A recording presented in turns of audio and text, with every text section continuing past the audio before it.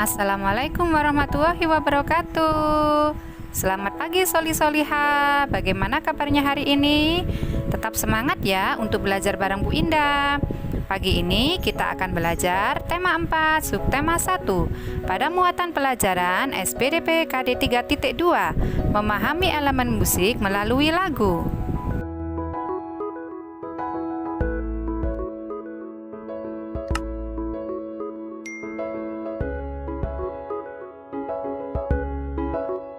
Anak-anak hebat sudah siap untuk belajar ya. Kali ini materi yang akan kita bahas yaitu tinggi dan rendah suara. Ketika bernyanyi kita menggunakan suara rendah atau suara tinggi. Suara rendah akan terdengar pelan atau lemah, sedangkan suara tinggi akan terdengar melengking atau keras. Nah, tinggi dan rendahnya suara tersebut disebut dengan nada. Berikut merupakan urutan tinggi rendah nada pada notasi angka. Notasi angka dilambangkan dengan angka. Di situ coba kita lihat ya. Nada do dilambangkan dengan angka 1, nada re dengan angka 2, dan seterusnya. Apabila kita baca menjadi do, re, mi, fa, sol, la, si, do. Semakin ke kanan, maka nada semakin tinggi. Contohnya di sini Bu Indah punya notasi angka 431. Apabila kita baca menjadi fa, mi, do. Nada yang paling tinggi adalah fa. Perhatikan di situ, fa terletak di yang paling kanan. Jadi dia adalah nada yang paling tinggi. Sedangkan nada yang paling rendah yaitu do. Ingat anak-anak, semakin ke kanan nada semakin tinggi. Untuk mempraktekkan tinggi rendah suara dalam lagu, kalian bisa buka buku tema kalian halaman 3 ya. Di situ ada lagu Sayang Semuanya ciptaan Bu Kasur.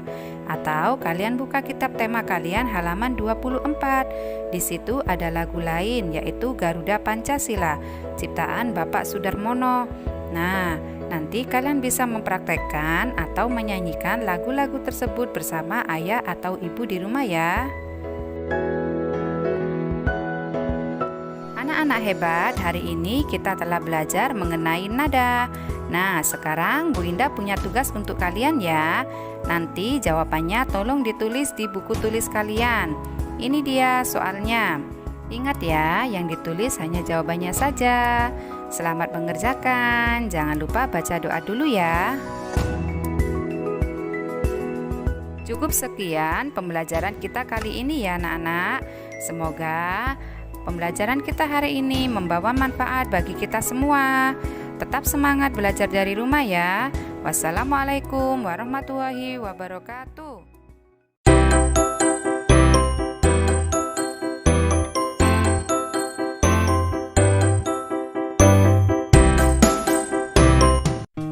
Assalamualaikum warahmatullahi wabarakatuh.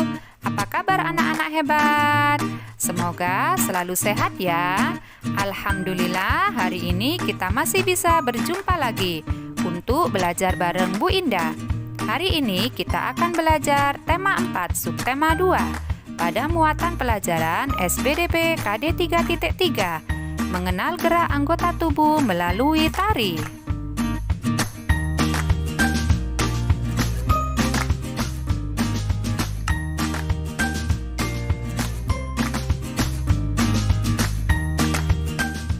Fokus materi kita kali ini yaitu memperagakan gerak hewan pada tari dengan submateri menirukan gerak hewan dan gerak hewan pada tarian.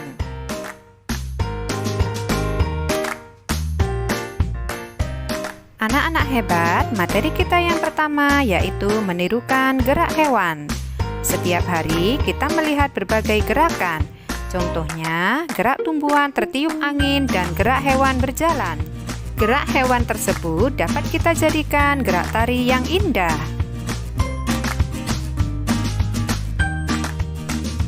Yuk kita tirukan gerak hewan tersebut ya. Yang pertama ada gerak bebek berjalan. Yang kedua ada gerak kelinci melompat. Dan yang ketiga ada gerak kupu-kupu terbang. Dan contoh yang terakhir ada gerak ayam berjalan. Nah, anak-anak, itu tadi contoh gerak hewan yang dapat kita jadikan sebagai gerak tari. Materi yang kedua yaitu gerak hewan pada tari. Anak-anak hebat, masih ingatkah kalian pada tema sebelumnya kita sudah belajar memperagakan gerak cepat dan gerak lambat melalui tari ayam dan tari kupu-kupu. Gerakan hewan dapat membentuk tarian, misalnya dengan menggerakkan kepala, tangan, kaki, atau anggota tubuh yang lain. Contohnya di sini ada gerakan meniru kelinci melompat. Kemudian contoh yang kedua yaitu ada gerakan meniru kupu-kupu terbang. Anak-anak hebat, Bu Indah punya latihan di sini ya. Coba kalian hubungkan gambar meniru gerak hewan dengan hewan yang tepat. Nah, sudah ada 4 gambar menirukan gerak hewan dan nama hewan di sampingnya ya. Yuk langsung aja ke nomor 1. Kira-kira nomor 1 itu menirukan gerak hewan apa ya? Di situ ada gambar anak yang sedang mengayunkan kedua tangannya ke atas dan ke bawah, menyerupai gerakan kupu-kupu yang sedang terbang. Jadi di sini jawabannya yang paling tepat adalah menirukan hewan kupu-kupu. Gambar yang kedua itu ada gambar anak yang sedang melompat. Gerakan melompatnya itu kelihatan seperti gerakan kelinci yang sedang melompat. Jadi di sini jawabannya adalah kelinci. Selanjutnya, gambar yang ketiga ada anak yang sedang menangkupkan kedua tangannya, kemudian digerakkan ke atas, ke samping kanan dan ke samping kiri. Gerakan tersebut menyerupai gerakan ular. Kemudian yang terakhir, ada anak yang sedang melompat. Kelihatan di situ melompatnya seperti katak. Jadi di situ nomor 4 adalah meniru gerak hewan katak. Nah, sekarang Siti dan Dayu ingin menirukan gerakan kupu-kupu. Bagaimanakah gerakannya? Yuk kita pelajari bersama-sama. Yang pertama, ayunkan kedua tangan ke atas dan ke bawah. Yang kedua, tirukan gerakan sayap kupu-kupu. Dan yang ketiga, gerakkan kepala ke kanan dan ke kiri. Selanjutnya, condongkan badan ke depan. Dan yang terakhir, bergeraklah ke sana kemari. Itu tadi gerakan meniru kupu-kupu yang ada di kitab tema kalian, halaman 72 ya anak-anak. Gerakan tersebut sudah bisa menjadi gerak tari sederhana ya anak-anak. Nah, itu nanti bisa kalian praktekkan di rumah gerakannya bersama ayah atau ibu. Bisa juga dengan adik atau kakak.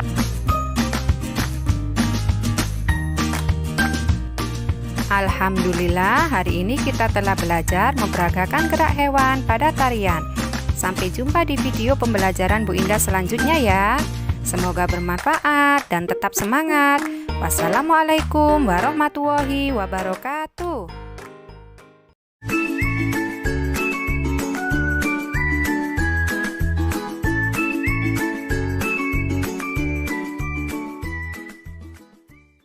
Di video kali ini, kita kembali belajar pada tema 4, subtema 3, muatan pelajaran, seni budaya, dan prakarya. Ciri-ciri gambar sebagai karya ekspresi 2 dimensi. Kamu tentu senang menggambar. Kamu dapat mengungkapkan perasaan melalui gambar. Menggambar ekspresi adalah menggambar sesuai keinginan dan perasaan.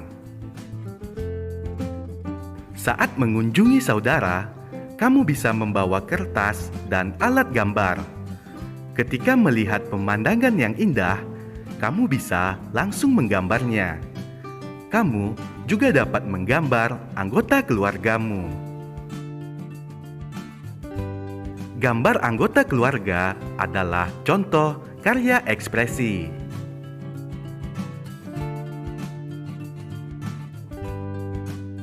alat dan bahan membuat gambar ekspresi. Menggambar merupakan kegiatan yang menyenangkan. Kita bisa menggambar sesuai dengan keinginan kita. Kita menggambar menggunakan alat gambar. Mari kita mengenal berbagai alat menggambar. Ayo perhatikan beberapa alat dan bahan dalam menggambar. Ada buku gambar, pensil, pensil warna, spidol, krayon, cat air, kanvas, palet, dan kuas. Menggambar foto keluarga. Sebelum menggambar foto keluarga, ayo kita siapkan dulu alat dan bahan yang diperlukan, seperti kertas gambar, pensil, krayon, dan foto keluarga. Setelah alat dan bahan kita siapkan, langkah pertamanya adalah kita buat pola gambar ayah, ibu, kakak, dan adik dengan meniru gambar pada foto. Setelah itu, kita warnai gambar foto keluarga yang telah dibuat. Pada langkah ketiga, gambar foto keluarga sudah jadi dan siap kita pajang di dinding.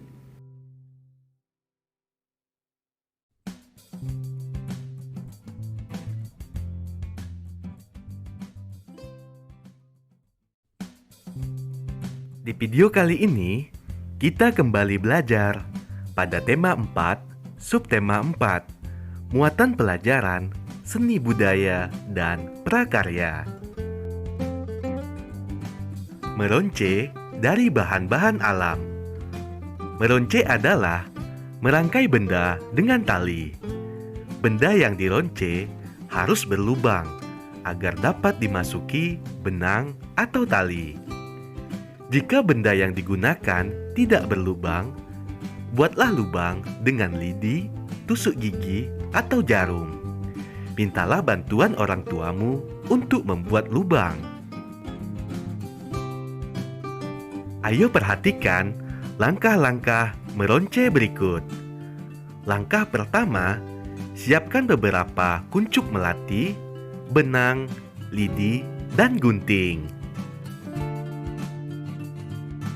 Langkah kedua, buatlah lubang pada kuncup melati dengan lidi. Masukkan benang pada lubang tersebut. Lanjutkan meronce hingga membentuk kalung. Ikat ujungnya agar tidak lepas. Bahan-bahan alam untuk meronce. Bagian-bagian makhluk hidup dapat dibuat kerajinan. Misalnya, bunga kering, biji-bijian, atau cangkang kerang. Membuat bingkai foto. Kita bisa menggunakan bahan alam untuk membuat bingkai foto.